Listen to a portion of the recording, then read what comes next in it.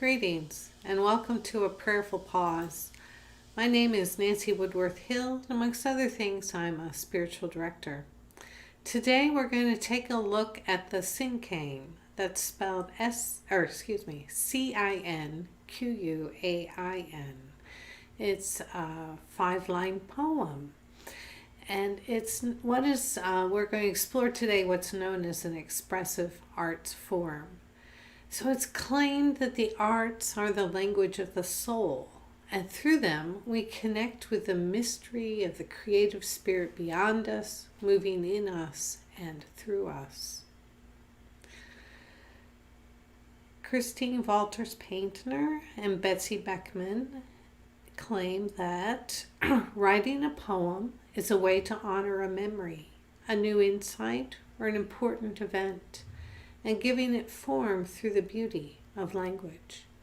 It can bring a sense of wholeness to capture an interior movement through an outward expressive form. Poem writing can also be an act of discovery.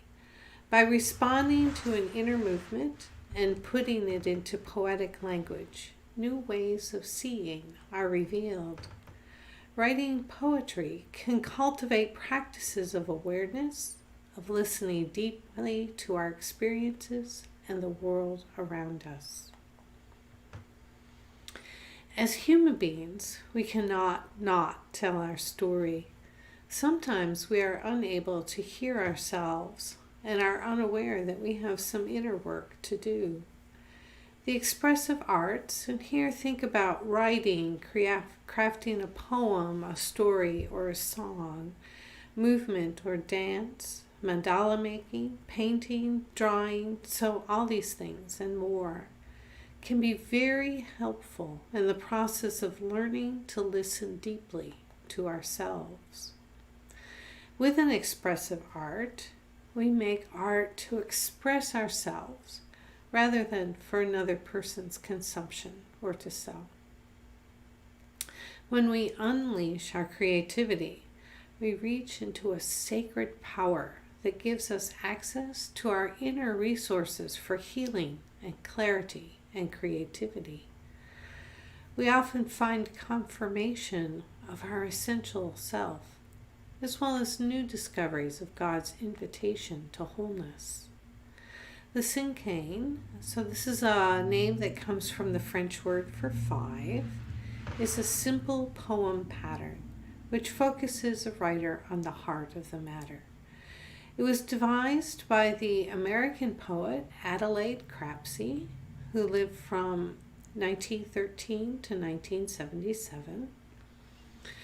For those of you familiar with the Japanese form of haiku or tanka, it's similar. So this form can help us express an experience or a feeling. Now the traditional form has syllable restrictions, 2, 4, 6, 8, and 2 in each line. Although I didn't impose that restriction on me, I talk more about words and numbers of words. So this poetry form can be used to explore aspects of one's prayer life. What images keep arising?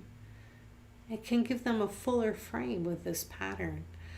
Other things, image in your prayers or a song, a dream image, something that happens to you or a concern, perhaps your favorite thing, something you don't like, or something you see around you. It's rather limitless. So here's the practice. As with everything, we have a beginning, a middle, and an end. So here's our beginning. Prepare. You need a place.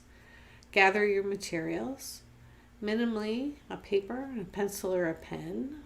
Or for those of you that go digital, the appropriate tools. If you wish, have your journal or another prompt nearby. Bring yourself to your quiet center in whatever way works for you. If you don't have one, perhaps you can use your breath. Intentionally breathe slow and deep for 3 to 5 cycles of inhale and exhale. And then choose one word. Consider where you wish deeper insight, perhaps in response to an experience, a dream, a concern, a piece of art that you saw recently, a song that you heard, or one you can't get out of your head. Take your time. If you can't choose between a few options, pick the one that has the most energy for you in the moment. So here's the practice. We're going to describe 5 lines. On the first line, write your word. On the second line, write 2 adjectives, so words that tell about your word.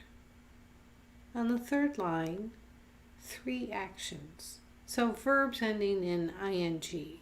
And these also tell about your word. What is it doing?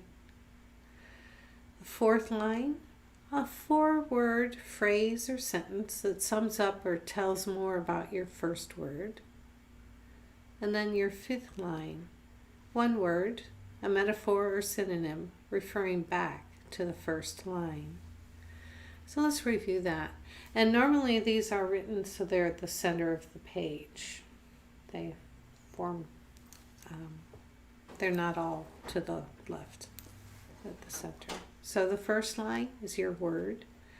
The second line, 2 words, adjectives that describe your word.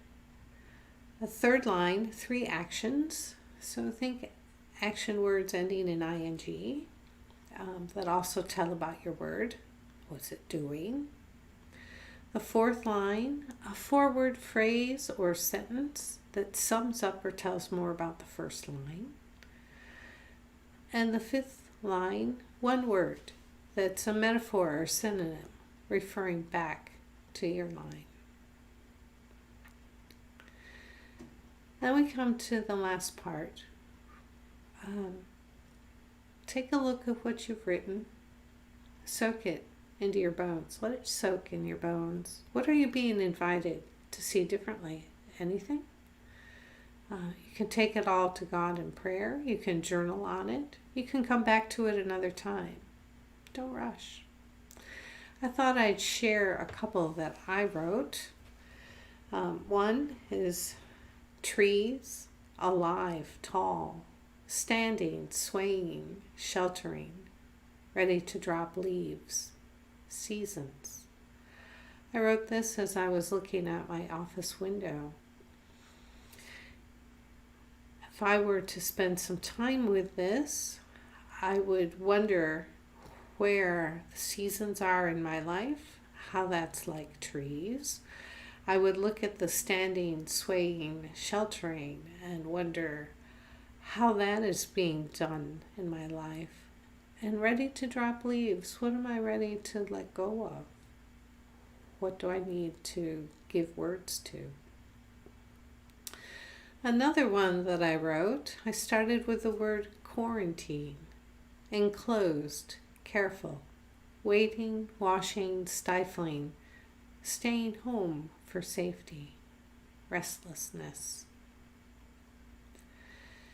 When I got to that last word, I was able to describe an emotion that's just kind of been settling down around in the background of my life for these many weeks. Restlessness. And just being able to say it out loud was very helpful. So that's the beginning way of looking at some of this. Let yourself wander with it, journal with it, create even more with it. By the way, this is a really good activity to do with children. It can help them think through some of these steps. So let's just review the practice one more time. Get your materials ready. Center yourself. Have your word ready.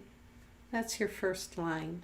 In the second line, have 2 words that tell about your word, adjectives. In the third line, have 3 verbs that tell about your word. What's it doing? The fourth line is a 4-word phrase or sentence that sums up or talks about the first line. And then the final line, 1 word, a metaphor or synonym referring back to the first word. Go in peace.